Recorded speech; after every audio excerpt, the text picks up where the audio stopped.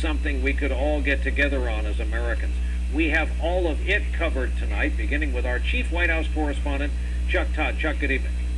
Good evening, Brian. The fast turnaround of this review is unprecedented as the president attempts to turn the page on this near-miss disaster. For ultimately, the buck stops with me. Today's presidential report on the attempted Christmas Day bombing of Northwest Flight 253 painted a picture of an intelligence community that failed to use the information it already had to connect the dots in time to stop Umar Farouk Abdul-Muttalib from boarding the flight. Rather than a failure to collect or share intelligence, this was a failure to connect and understand the intelligence that we already had. The declassified report indicates the U.S. government was aware as early as the beginning of 2009 that the al-Qaeda offshoot in Yemen had ambitions to conduct an attack on American soil. And the president disclosed for the first time that intel officials just didn't believe the then fledgling organization had the capability of pulling off that kind of attack. The report also reveals that the government had intelligence that this al-Qaeda group in Yemen was looking for so-called clean individuals who could get past U.S. screening without raising any red flag, a description which fits the accused Nigerian terrorist.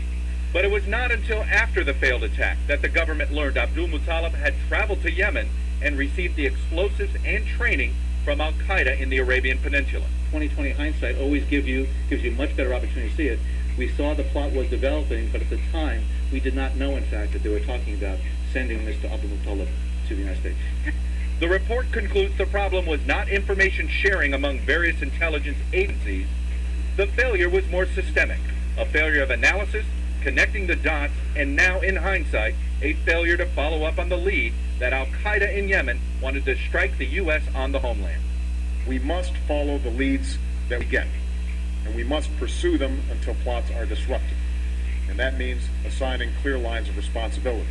The president issued 16 new reforms he wants implemented at key agencies, including State, review how U.S. visas are issued and revoked; Homeland Security, pursue new technologies and procedures for screening airline passengers; CIA, strengthen procedures on terrorist watch listing review and distribution; FBI, conduct a thorough review of the terrorist screening database.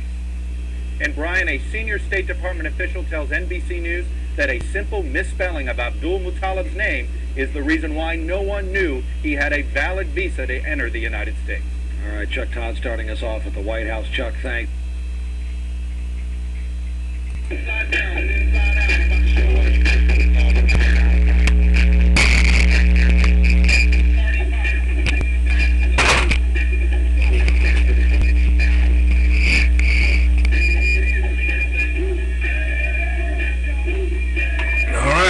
So, there you have it.